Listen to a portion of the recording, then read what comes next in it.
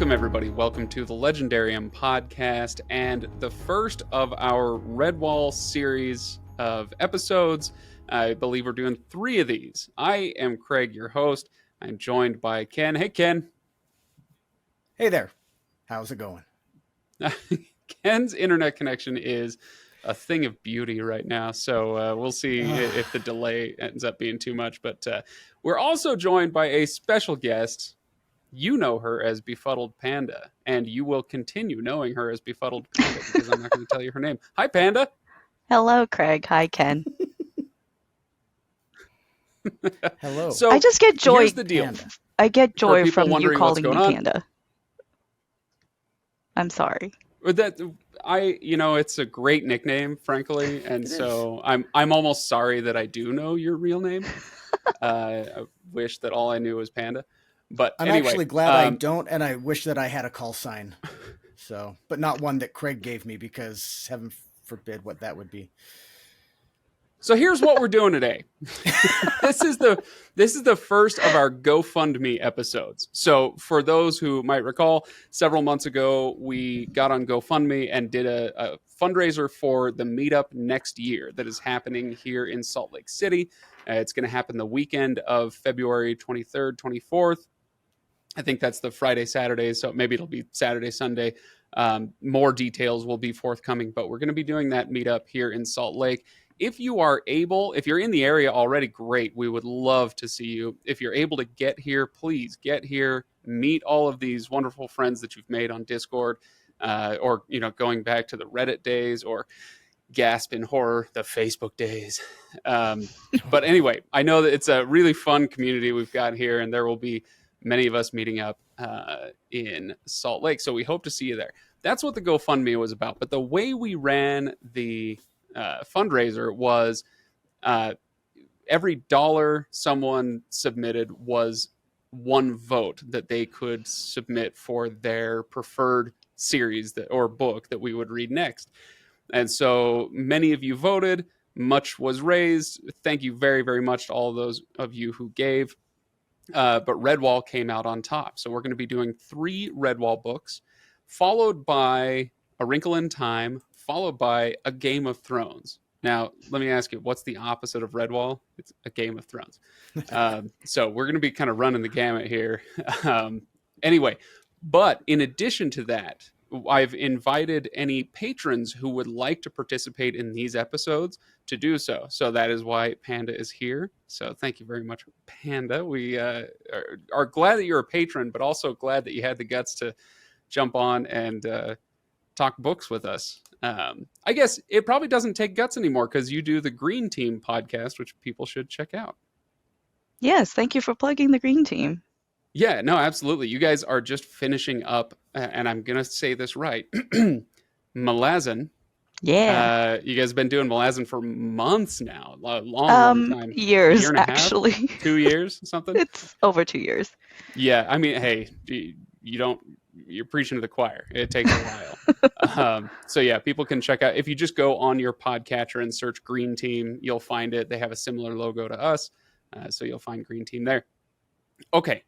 And us. You can find us at thelegendarium.com. Not only will you find past episodes and links to Patreon and Discord, but you'll also find a calendar with upcoming episodes if you want to know what we're going to be covering so that you can read along or check out some of the authors that I'll be talking with. You can do that there at thelegendarium.com. Okay, Redwall. Redwall. This should be an interesting one. Ken, was this your first time through? It was my first time through, and I very much enjoyed it. Okay. Well, I shouldn't spoil that, but yeah, I enjoyed it.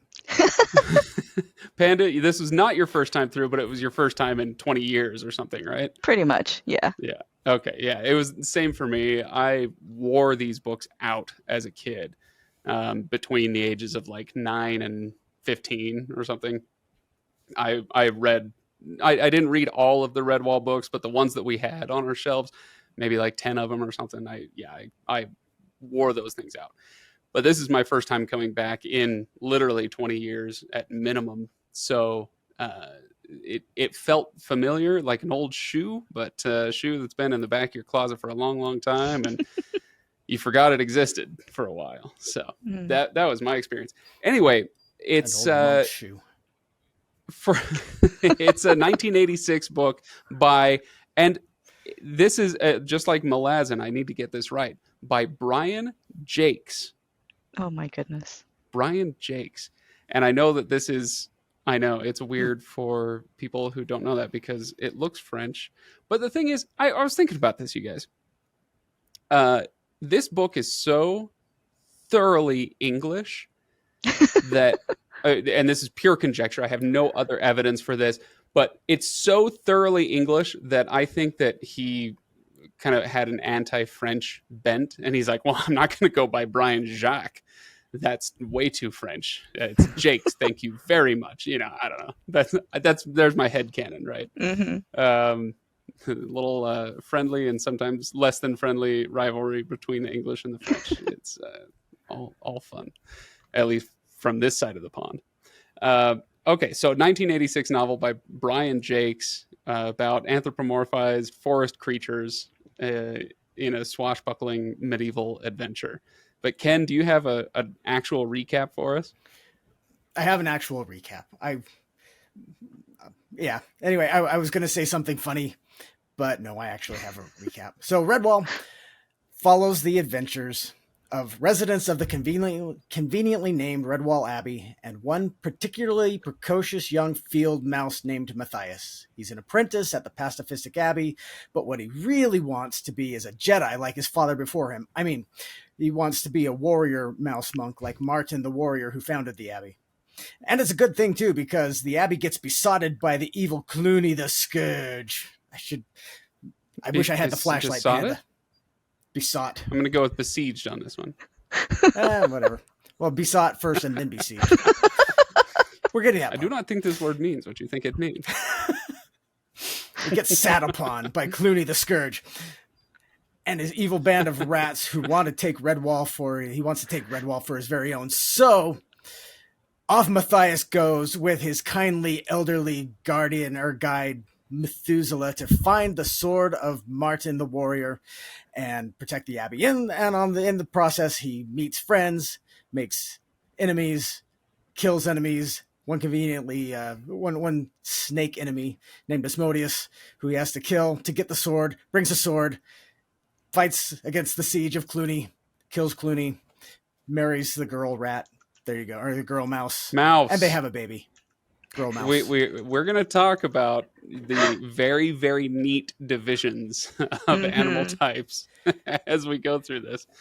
And I honestly, I put as much effort into this recap. I put effort into the recap, but I put as much effort into the recap as I felt like, not that this deserves, because I feel like it deserves a full recap, but it was refreshing to read a book that was not terribly overtly gritty, that it was written for preteens. It was written for kids, and it felt very much like it was written for kids, even though there was plenty of death in this book, but it wasn't like George R.R. Martin type death, where people were disemboweled and such. It was almost child cartoonish death.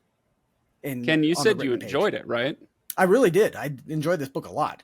It was a refreshing read from a lot of the things that we've read in the past. Good. Yeah, I thought you might. As I was starting the book, if I still had kids that were, preteens, teenagers, I would be putting this in their hand immediately.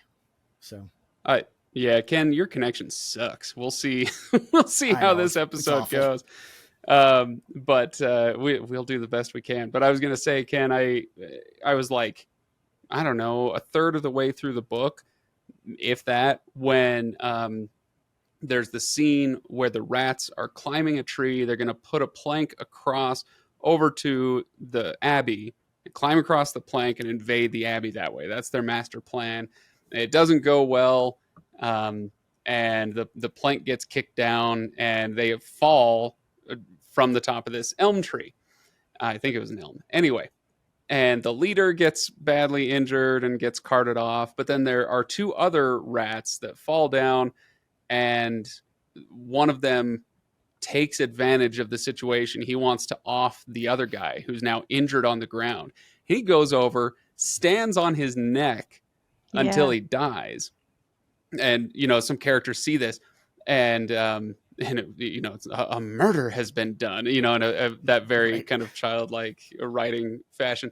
But I got to that part and I was like, this is a little more upfront than I expected or remembered, I guess. I don't remember quite the level of I'm gonna use the word brutality, but it's definitely like a toned down, not sanitized, but more appropriate for children version of brutality. There's these characters are trying to kill each other and often succeed. I don't know. Panda, were you surprised by the level of violence in this? I don't remember how dark this book actually is in moments. When I was reading it this time, I was like, oh, this is much darker. And it's like some of the descriptions too. It's like with Clooney, like on his standard, he had the skull of some, creature. And he's like wearing different trophies, like bat wings and all these things. And as a kid, it doesn't really like resonate with me that, oh, he would have killed all these creatures before, and he's like using their body parts as decor.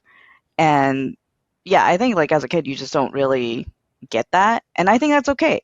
As an adult, you pick it up, and it would be actually, I had a question that I wanted to ask the both of you is like, if you were reading this with your kids, right? Like what kinds of conversations would you be having with them? What parts would you think warrant some discussion or not? So, yeah. Ken, what do you think? I'm hoping that this connection works. Sorry, I shouldn't bring up the connection again, but I lost half of that. However, what I think I heard is talking to my kids about this stuff, and that's a lot of what I thought in this book is how Brian Jacques makes it so he presents it in such a way that you can talk to your kids about it almost in my interpretation of how I was reading it. I thought, characters are clearly good. They're clearly bad. And these things happen. And they're almost in a tone of this thing that Clooney or that the Shadow Rat or Cheese Thief did clearly are bad. This is why they're bad, son. And you can see that they're bad. And these are why Matthias is kind-hearted, and this is why Methuselah is such a great and wise advisor, and everything is kind of laid out so that you can almost have these conversations with your kids. And I'm probably going to go back to refreshing a lot, but it was quite a refreshing read in that sense. You guys know the well-worn feminist phrase, we need to teach men not to rape. You've heard of this phrase, I assume, right? It's I say well-worn, I think it gets misused often and whatnot, but there's some real truth there where people, and not men, but just men, but people have a sort of natural state that you have to be civilized out of. That kind of the violent nature, the take what you want, and damn the consequences or whatever. I smash your head with rock. I take apple. I have apple. I am happy. Right. That kind of caveman brain part of all of us. And the violence in this, like if I were reading this with my kids, and I am absolutely going to hand this to my 10-year-old tomorrow and say, you need to read this. You're going to love it. But it is a way for them, like you said, Ken, to see something very, very clear. And it's kind of that beginning process of civilizing someone and teaching them that certain things are bad. And it's an extremely stark example of it. So like you guys were saying, Clooney's standard, or the murder in the forest, or the snake isn't a great example, but I don't know, the betrayal of the foxes and all that stuff. You can have some examples, very, very clear cut examples of this is what makes somebody bad. This is what makes somebody good. You know, this guy loves war. This guy loves peace. Which one is the good guy, right? And it's so it's if you're reading this for the first time on a whim, like, and you know, not because somebody asked you to, or you know, if you're not, I guess if you're following along with us, it's one thing. But if you just kind of pick up the book and say, oh, I hear people like this, I'll read this at the age of 35, then you'd be like, oh my gosh, this is so simplistic. But if you put your head space into that like 9-year-old area, then suddenly it's like, oh, this is actually very instructive and very easy to understand, kind of in the way that the Prydain Chronicles were when we read those. I think even simpler than those. Mm-hmm. Yeah. Does that answer your question, Panda? Yeah. All right. So I've got 3 questions off of Discord from people. So maybe we can run through some of those and then get back to our own things that we want to talk about. But Kiptan asks us, oh, yeah, okay, here we go. We're going to have to back into this one. What animal did you think you'd like to be? And which one did you think you'd be stuck with if you actually were one? Okay, so which one would you like to be? Which one do you think you actually are? So as you guys think about it, I'll explain to anybody who hasn't read along that the divisions, like I said a few minutes ago, the divisions here are very, very neat. In the same way that we have like that categorical murder is bad, peace is good. It's very much mice are good guys, rats are bad guys, badgers are good guys, and foxes are well, snakes. There's a better example. Snakes are bad guys. Basically, any rodent or vermin is a bad guy, and then any lovable, but mice are creature. also rodent. Are they? Yeah. Well, whatever. They are. But mice, the voles, but they're the moles. Cute. They're the cute rodents. Yeah. So. Yeah. Actually, right. Ugly in my rodents notes, are bad. I did Cute think rodents are good. Yeah, I did think like the word mouse itself, it just sounds cuter than rat, but I think it's a lot to do with how we're conditioned, Sure. right? Like if you look at a lot of the children's books, like mouse, it just sounds so much nicer, and it's often used to represent the cute version of the rodent. And then rat, and if you think about, you know, oh, that person's a rat, that has a bad connotation, right? That has a bad meaning. So therefore, we associate rat with bad. Now I'm looking up the etymology of mouse. I was hoping you would. It is, in fact, I'm sure these are both Old English words. Yeah, mouse, small rodent. Also, muscle of the arm. Oh, so mouse and muscle are related words. Oh my gosh, you guys, I'm losing my mind here. That is so interesting. I have big, strong muscles. Late Old English rat. Yeah, so they are both. So I wonder. Yeah, I'd be interested to know, because mice were not desirable. That people kept cats. Yeah, you know, maybe less so in medieval Europe. But like mice and rats, they didn't want them around. But maybe they did recognize mice as cuddlier and nicer and gave them a better word. I don't know. I'd be interested. I don't know who started it, but it sounds like this would be a topic for one of your YouTube videos, Craig. You don't know what? I don't know who started it with mouse being the good kind of rodent. Yeah, Brian Jakes, of course. Okay, of course. So speaking of which, we do have a lot of varied creatures in here. Which one do you want to be, and which one do you think you would be? Or no, which one do you think you'd be? No, that's right. Yeah, which one would you like to be? Which one would you actually be?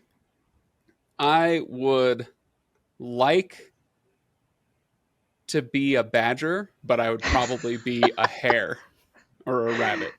Yeah. I'd be like that what's his, I can't even remember. Some of the names are so slippery on my mind. I read this all in one day. And so the rabbit that Basil speaks like an old British soldier, Basil, that's right. Basil, of course his name is Basil. Of course it's Basil.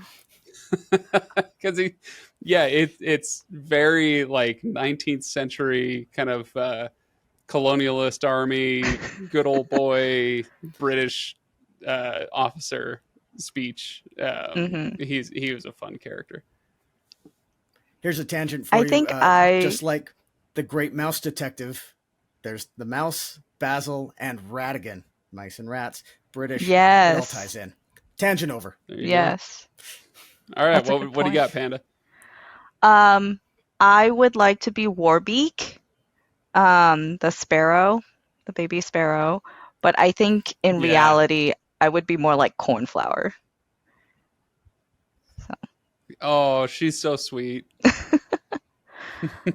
She's More of the like, girl, right? Yeah, the supporting character, The girl. providing support for everybody else, more of the like operations kind of person. That's noble. Good and noble. And I love the little bird. I kill you. Yeah, Yes. he's very, very funny. The sparrow. Ken, The what would sparrow. you be? I feel like I would want to be a sparrow, or to be a badger, but I would probably end up being a newt or a squirrel that does nothing but suck on his hand. Oh my god. Ken, did you mean to tee up 8 different jokes for me? Was this on purpose, or do you just naturally walk into these? I think it's natural. I'm gonna go ahead and I'm gonna let these go, and just I'll let the listeners fill in the blanks with all the jokes here. When you got nothing else, never mind. Okay, all right. Mhm. So Ken's a squirrel, and we all know what that's code for. That's fine. Okay, Emperor Claptrap asks, what of the book does or doesn't hold up from how you remember it? Or just, Ken, in your case, from your first time through. What does or doesn't hold up? I will say I was surprised by how much I was okay with his use of exclamation points. And I'm dead serious here. I took note of them. I mean, from the first page. In fact, I'll open up the first page and we can read just a little bit. Let's see. Unable to stop, he went tumbling, cowl over tail. Bump! Exclamation point. Like, that's its own paragraph, right? Set aside.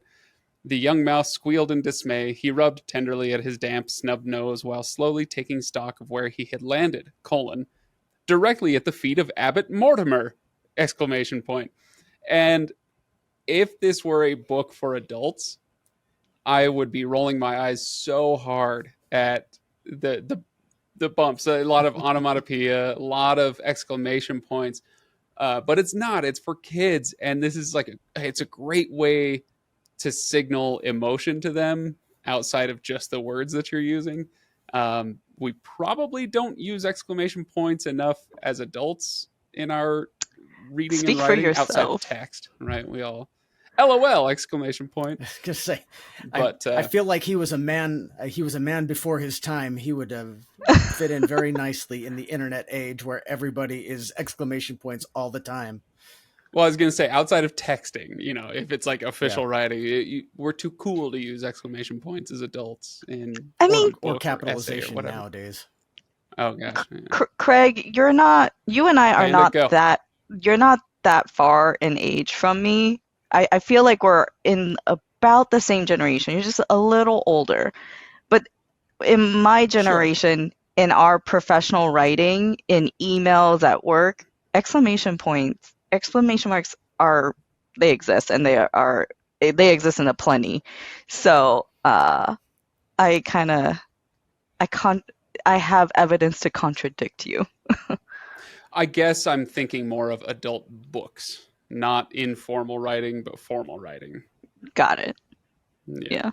Books, articles, essays, whatever. Anyway, so the question is, what does or doesn't hold up? The grammar held up for me. I could see myself getting annoyed, but I was like, you know what? This is actually really quite charming. And as I imagined handing it to my 10-year-old, I was like, oh, you know what? This is really going to help him understand it. I'm going to have to think about what doesn't hold up, because I was so re-charmed by this book that I'm struggling to think of something that doesn't hold up. But what did you guys enjoy in that I feel vein? like, recognizing that I just barely read this like 5 minutes ago, comparatively speaking, but understanding that it was written in 1986, I feel like the book, and I might just be jaded from years of what we've been reading, and I haven't perused the young adult and children's literature market, but I feel like the innocence, for lack of a better word, of this book would not sell today. I feel like he wrote it at the right time, and if he tried to write it in 2020 instead of 1986, I feel like he would have found a hard market sell. I don't know about maybe you could make the argument that we're a more cynical society now than we were 40 years ago. That's the argument I'm trying to make. Yeah, and it's I think as a general proposition, I'm okay with agreeing with that, but I'm not sure. I think there are other reasons that this book wouldn't get published today, because with like the neat divisions between mice and rats and whatnot, I think a lot of people would cry racism if you tried to publish it today. That's another reason, yeah. In fact, there's one passage that I did get a little bit of a chuckle about, when Clooney the rat is being introduced, and there's all these rumors about where Clooney came from, this famous kind of dread pirate rat almost, and it's like, some thought he was Portuguese, others said he was from a land across the oceans, far away, and it's he stops just short of using the word swarthy to describe Clooney the rat. And anyway, so there are little moments where I'm like, yeah, this probably wouldn't pass muster with modern editor, and that's neither a complaint nor a celebration, just an observation. Just an observation. Anyway, sorry, Ken, I kind of steamrollered your point. You can keep going. No, you made I feel like that was the point that I was making. So. Well there done. you go. Panda, you got anything for that question? I don't really have any like items that didn't hold up. I think I wish I remembered the first time reading through what I thought of the rhymes and riddle, whether or not that was like compelling to me. As an adult reading it, I'm like, it's not the worst, but it's also like fairly simplistic, and maybe that's like enough. There's enough complexity in there for a kid, but as an adult, it's like it's fun, but not as compelling. And riddles are hard. Like, riddles in fiction is just hard, because if you try to be too clever, you try too hard, a lot of times it actually doesn't work very well. So that's a risk.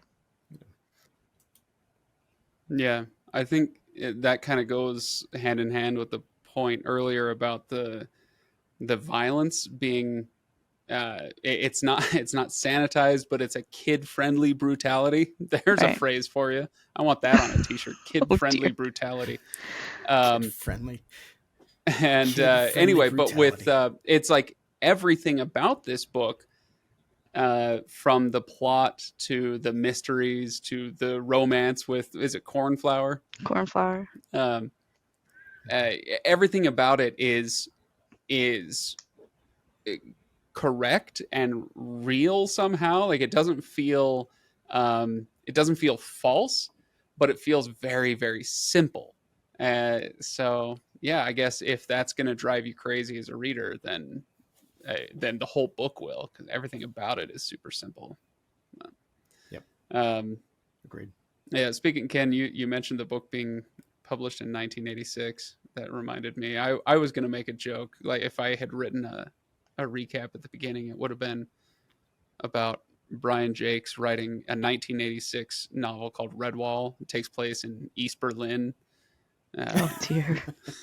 It's all about the struggle to. How'd I miss that? Anyway. Okay. Anyway, where were we? We've got one more question. If you haven't read this book, how much of what we hear about do you think is true in universe about Martin the Warrior? And can that teach us anything IRL? So I guess like the kind of the legends that they look back on with Martin the Warrior. In this book, this was Sun Gamer, by the way, who I don't think we've gotten any questions from before. So thank you, Sun Gamer, for submitting that one. So how much of what we hear about Martin the Warrior in universe is true, and can that teach us anything IRL? I'm happy for you guys to jump in on this, but my initial inclination is to say that, again, with the idea that these books are so simple, we're not dealing with like unreliable narrators or historians who are trying to obscure this or that fact by covering it up with this more exciting thing. It's I don't know. I don't feel inclined to disbelieve any of it in universe. What about you guys? I mean, Sorry, go ahead, Panda. I think part of the whole thing of this story is that Matthias is like a reincarnated version of Martin the Warrior, and you're kind of like reading the story of what could have been a Martin the Warrior story, but it's Matthias filling in that role.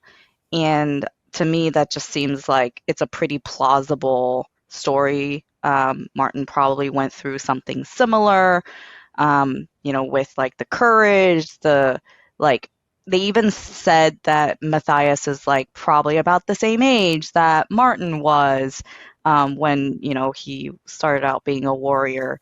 So I think what we're told in the story is it's true in the universe. Right. Yeah. Ken?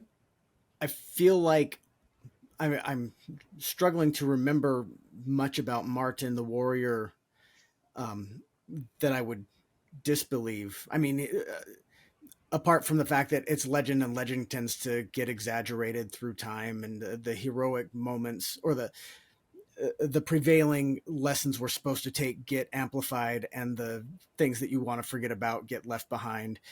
So he's pictured as ferocious and heroic and brave, and that's what we're supposed to focus on. But I don't feel like I have enough information about Martin the Warrior yet, because I'm only one book in.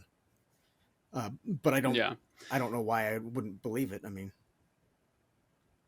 I know as we go on, we are going to read two prequels. There's Martin the Warrior and Mossflower, and we're going to read them in publication order, which means we're going to read Mossflower next, which is the prequel to Redwall, and then we're going to read Martin the Warrior, which is the prequel to Mossflower. But there's publication order, so it's good. Anyway, but my point just being, we will read a couple of others, and if memory serves, and these are very old and probably untrustworthy memories, but the series, it does expand. The world expands a lot and gets more complex, but I doubt that we're ever going to have to worry about things like unreliable narrators. Well, I think to Sun Gamer's question about like what lessons can be learned, I think the lesson that Matthias gets at the end, I think it was from one of the abbots, I think, where they were saying like, hey, the sword is just a tool, basically. The sword is neither good or bad. It's about who is using it. And if I extrapolate that, like, why did Martin the Warrior hide the sword at all? Why didn't he just leave it, to the abbey? But I think in my reading, it's because he wanted somebody who was really worthy of it to get the sword. Like they had to actually work for it, and there were lessons to be learned along the way. And it's not something, it's a responsibility not to be taken lightly.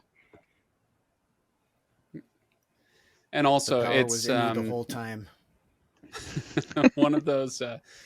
It definitely feels like one of those. Why did the story happen this way? Because we needed a story. You know, like why did he hide the sword? Why didn't he just bury it with himself and you could grab it? Well, because we needed a story to happen, and that's fine. But pulling on that thread a little bit, I found it very interesting that in the middle of this very English, very English, and very I don't know if I would call it Catholic or just Christian. You know, maybe they're Church of England mice. I don't know, but it feels very Catholic. Anyway, in the middle of this very Christian, very English story, we get Martin, the warrior, being reincarnated as Matthias. You know, or is it reincarnation? I don't know. He's coming to him in dreams, but it's like, hey, you're the spitting image. You are the reborn Martin the warrior. It sure feels a lot like like reincarnation. I'd be actually very interested to hear on Discord from any of our more traditionally Christian friends, or if either of you have any expertise, what the deal is with re-ensouling, someone in kind of Catholic theology, and if I there's cannot anything, speak to that. yeah, if there's anything approaching this concept, or if this is just kind of like what we needed for the story. I don't know. Felt very. I don't know. I think there's just something about like, that's like the kind of magical element of this book, because really there's no magic, explicit magic in here. But that part just does seem a bit mystical, and you kind of just take it for what it is. Like, why does Matthias hear these voices? Why does Clooney have these dreams, right? And it's speaking about, hey, there's something deeper at work, potentially. Destiny, fate, whatever. Providence. Yeah. What was I gonna say? Panda, you put something interesting in my head and then it got driven right out again. Something about the drink. I'm losing it. I'm losing it, you guys. What else do you got? What else do you want to talk about? I'll think of it in a second. Okay. Something that did really hold up in this reread. Yeah. The descriptions of the food. What did we get? Like 3 feasts in this? I'm trying to remember. Well, I mean, there was like the major feast, but then there's just like different mentions of food all throughout. I like tabbed my book. Well, you can't really see, but like I color coded it. So like the mentions of food, significant mentions of food, I would color code it and tab it. But like seriously, it's like the second chapter, or the third chapter. The third chapter is when the feast takes place to like celebrate the abbot, right? The Jubilee. Yeah. And oh my goodness, I was drooling basically. I would love to be at the feast. They're drinking.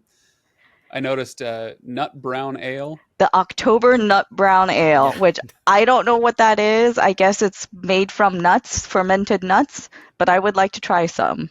Well, it's probably just the color, right? And brown ale, I looked this up, you guys, because I'm a super nerd, especially when it comes to drinks. But brown ale, the English variation of brown ale came about in the 17th century. So we're dealing with mice that were at least in the 1600s. Okay. They also drink the bad guys drink barley wine. Drew McCaffrey from Inking Out Loud will be very disappointed to hear that, as he is a major barley wine fan. But the bad guys drink barley wine, and that has been around for a long, long, long time. But in its current English style, originated in the 15th century. So anyway, we're at least in the 1600s with these mice. Oh, that was my question. This brought it up. Sorry, no, I am going to write it down so that we can keep talking about food if you'd like, Panda. Well, I mean, okay, I just want to read a little bit so the listeners can salivate with us, Tender freshwater shrimp garnished with cream and rose leaves, deviled barley pearls in acorn puree. Like, I would like to go to this restaurant, please. Apple and carrot chews, which I'm not really sure what that is, but that sounds great. Oh, that's going to be like a Turkish delight kind of. You think so? Substance. Yeah, with like carrots and apples. Marinated cabbage stalks, steeped in creamed white turnip with nutmeg. And there was the fish, which was the grayling a la Redwall. Like, yes, I would please, I would like this restaurant to exist. This would be, if, this might be a fun YouTube series, but if you could make the Redwall recipes and do them well, this would be the hipsterest restaurant of all time. You think so? With that ingredient list that you're talking, oh my gosh. Okay, true. If you read off some of those again. Read them again. Read them, but do it with an imaginary like beard and a waxed mustache. I can't. Okay, now read it again. No. Do it. Okay. I don't have a mustache. How does a hipster sound like?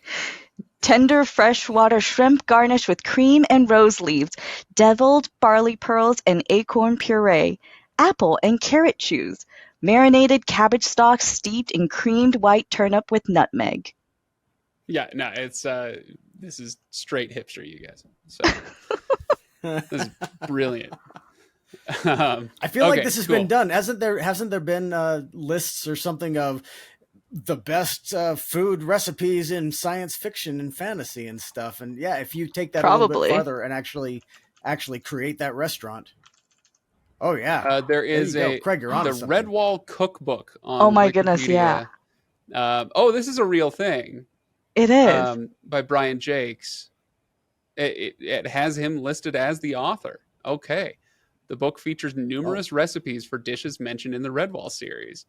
I'm just going to add that to my spring, cart summer, now. Autumn, and winter recipes. This is amazing. Mulled cider, shrimp and hot root soup. I remember that one. October ale. Okay, can you make your own October ale? I think I need to get this book and do a little YouTube series. And absolutely, Professor Craig in the kitchen. It's the next step, with the knife. Okay. Food, and we should, before we go off of that, we should mention when people talk about food in books, two names come up. It's Brian Jakes and George R.R. Martin, right? And there are probably some others as well, but like those are always the top of the list. These guys love describing food. And for my money, I will need to read Martin again, and we will soon, apparently, but to remind myself, I don't think he did it as mouth-wateringly as Brian Jakes did.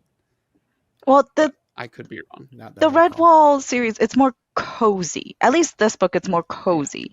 It's definitely got the cottagecore aesthetic, I just learned what that was last year. Oh, did you? At JordanCon.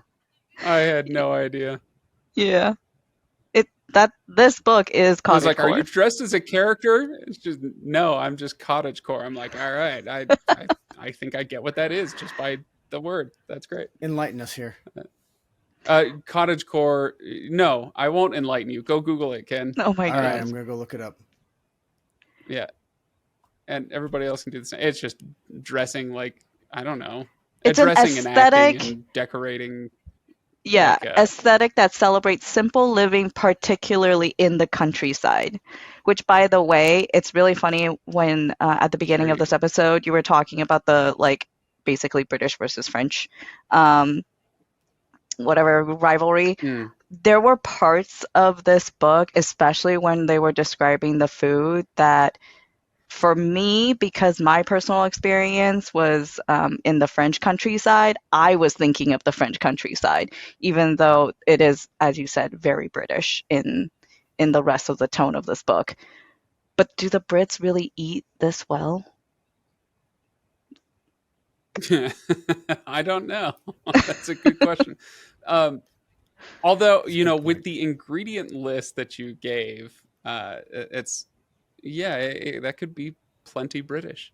And also, there's the whole thing about when you're looking at uh, the northern French countryside versus the southern English countryside. They're the same freaking thing. I mean, it's just the landmass split at some point, and they got separated by the channel. But I lived in Normandy and Brittany, and I could have sworn I was in the Shire at times, Mm-hmm. right? So I know what you mean by that. Mm-hmm. But okay, so I've got a question for you guys as we go for a few more minutes here. You mentioned, Panda, that there's no magic in this book to speak of. There are prophecies, there are dreams, there's possible reincarnation of some kind. We don't know for sure. But is this a fantasy book, or is it something else, a medieval fable, or something else? Would you guys say that a book has to have magic to be fantasy? No, I wouldn't think so. I mean, because I would classify this as fantasy. I mean, it's got anthropomorphic animals, so um, that's fantastical enough to me. Sure. And it's in a But medieval setting, when we which think people typically. of Go a ahead. fantasy novel, Animal Farm doesn't usually get thrown around as a fantasy That's novel. true. It's a fable, That's true. right? I guess Anyway, it depends on what you're trying. I mean, does it, like you asked, does it have to have magic in order to be a fantasy novel? And I'm trying to think of any fantasy novels that we've read in the past that didn't have an abundance of magic. right. Nothing's coming to Panda, what do mind you right think? immediately, but I mean, I classify it as fantasy, even though there's not Mm-hmm. really like more traditional kind of magic in it. And I think it's just what I grew up knowing as fantasy is like talking animals to me in this like it's like Winnie the Pooh in the 100 Acre Woods. Like, do you consider that fantasy? I think it falls under the broader genre of fantasy. Yeah, yeah. So I was thinking as I was reading through this and thinking of this question of Matilda, which Mm, another book that I haven't read since I was 7 or something. Um, but Matilda has telekinetic powers, right? yeah. But it's set in the real world, and it's not a fantastical setting, and it's not like a Harry Potter urban fantasy thing where there's a whole secret society of people with telekinetic powers. It's not like that. She just happens to have these telekinetic powers.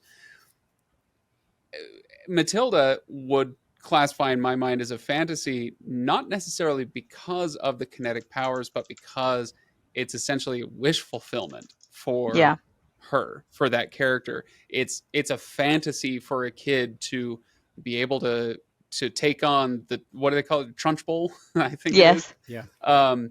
yeah. There's that wish fulfillment, and Redwall kind of fits into that category for me, where look, these characters aren't running around throwing magical fireballs and levitating and doing whatever else, but it's very much like the way that adult men watch James Bond movies or something. It's like, oh yeah, I could be I don't that know where cool you and were that good going with looking and that. that Like I could be James Bond. Yeah, sure. And for a kid, a book like this is like, oh no, I could wield a sword and fight off the Yeah. bad rat, evil rat bad guy, whatever. For the So record, wish Panda, I fulfillment know in a where you were medieval going. setting. Sorry, what? Panda, I know where you were going, but I was thinking sports. The reason men watch sports is wish fulfillment. I could totally have done that if, Throw football over them there mountains. Right. Exactly. If only the coach would put me in. Yep. Yeah. I Anyway, agree with you, Craig. Yeah. There you go. Yeah, I would call it fantasy.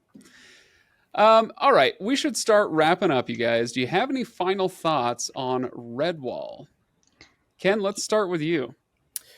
I didn't write it down, but I think it was. I wish I had now, because it was somewhere like the first paragraph of chapter 15 or something. I don't remember which chapter it was, but the first paragraph in.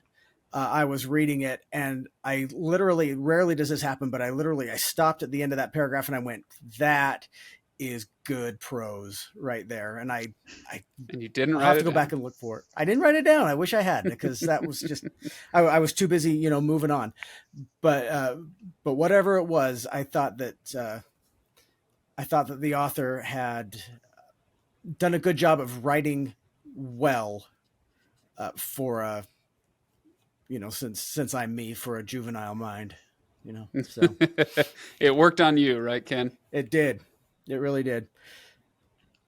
I agree. Obviously, I mean, we've kind of already talked about this a little bit, but he does have a way of making things really easy for kids, even with his language. My favorite chant, there's a few times when characters are like pumping each other up or whatever, but it's so simple. The rats at the end, as they're getting ready to storm the keep one more time, or the abbey one more time, their chant is Clooney, Clooney, kill, kill, kill. They just say that over and over again. I'm like, how simple. It's just so great. You got to keep a chant simple, especially when it's absolutely. over tens of however many rats he has, rats and weasels and whatever. Speaking of his ho ho, these damn mice have got to go. Speaking of the writing, something I really did appreciate is how good the author is at imagery and like showing versus telling. So an example is like going back to the feast. He just says, Matthias's young head was in a whirl. He could not remember being so happy in all his life. Like, and this is about him eating the food. Like, he was so content. And that was just such a nice way, a very visual way of expressing how content Matthias was at the feast. And then there was another image later on where he says, each flower and blade of grass was decked out in jeweled pageantry with necklaces of sparkling raindrops. And he just really has a way with words. Like, you can see this and you can imagine it. So I think that's pretty important for like children's books, because if you think about it, when you're starting to learn to read, a lot of it is starting from picture books. So you're very visual as a reader, and then you move on to more and more words. So it's a nice gap, like a nice bridge into the adult books where it's just words, when you have these words that paint a picture in your mind and you can see it. Yeah, I'm with you on that. My final thought, we didn't really talk much about individual characters and their, characteristics, but I did want to talk about Matthias just a little bit as my final thought, and why I just adore this book as kind of childhood wish fulfillment type of thing, where Matthias seamlessly, I felt, I noticed it, so I guess I can see the seams, but if I'm a 9-year-old, I'm not going to see the seams. He vacillates between kind of a bumbling, clumsy character and a really capable one. Like, all the adults are like, oh yeah, no, that Matthias, he's got a great head on his shoulders. They include him in all of the decisions about the defense of the Abbey and send him on important missions and whatnot. But he's just this young little untested mouse. And so he trips over his robes and whatnot. But then he'll pick up a tree branch and fight off 12 rats at once, where as a kid, again, everything has to be filtered through that lens of who is the audience for this book. As a kid, you are probably bumbling and awkward, and you trip over your feet a lot as they're growing too fast for you. But you have that image of yourself in your mind as really smart, eminently capable, always ready to take on 12 bad guys at once, right? It's a perfect encapsulation. Matthias is a perfect encapsulation of what it is to be like a preteen boy in some ways. So Yeah. I really, really enjoy his character quite a lot. Yeah, and I would say this book and a lot of very similar books, like Tamora Pierce's books, like Anne of Green Gables, the Boxcar Children, why those books really resonate with children is because of exactly what you said, where it's like they portray children as children, but also give them the credit that children are capable. They can solve mysteries, they can solve problems and be the hero at the end, So I as an adult, I still really enjoy reading those books, partly because of nostalgia, but honestly, I still relate to them because when I'm at work, I would like to think I'm that very capable person, but then when I'm in my, personal life with my friends, that silliness comes out, the more childish kind of whims come out. When we hang out in person, you see a different side than what I present on air. Oh, no. This is exactly who you are. What you see is what you get. Everybody now knows you to a T. Uh-huh. So, no, peeling back the curtain a little bit, Panda and I have had a few chances to hang out for extended periods of time, and it's always lovely. But you do seem very professional, very buttoned up at all times. So Yes. I'm going to need you to relax a little bit next Yes. week. I did learn something from this book, okay, though. guys. Oh. Yeah. Oh, okay. I did learn something. Yeah. I learned what a water butt is. I don't know if you knew what a water butt is. Water butt? Yes. Because I saw the words in this book, and I was like, what the heck is a water butt? Because one of the rats was using it as a drum. Spell and it. Water. And then the other word is butt, B-U-T-T. So it's as it sounds. Oh, okay. Water butt. But it's literally just a Water- container to hold water of any size. And I did not know that was a word or a thing. But I learned that from this book. Maybe I don't think I ever used that. Huh. I don't think anybody does. To buttress water. Well, Yes. my butt certainly retains plenty of water at my age. So maybe that's where we're going to use that word. I don't know. It's when it stops retaining the water that you have to worry. There you go. Nice. That took a turn. Nice. Ken and Todd have they've reached a certain age where, Ken, I know you like to go to the gym. Do you have to be careful when you do your squats these days? Yeah, let's just say I focus on upper body more and more these days. On that note, everybody, thanks for listening to this episode. This is Redwall. Like I said, we're going to do 2 more. I'll be interested to see what we come up with as far as talking about different aspects of those other books, because it's a simple book, it's a simple series. We'll see what we come up with to talk about in those, but I am looking forward to it. In fact, I'm going to ask all of you to read along with us. Like I said, we're going to do Mossflower and Martin the Warrior, and I would love to get your questions and perspectives in Discord before we record the next episode. So, Ken, Panda, thanks so much for participating. And everybody who's listening or watching on YouTube, thank you for doing that. Go find us at thelegendarium.com and we will see you all next time. Bye. Oh, and go to the what's the thing called? The meetup in Salt Lake. Go to the meetup. Yeah, Oh, yeah. Meet us there. February 2024, 10th anniversary, baby.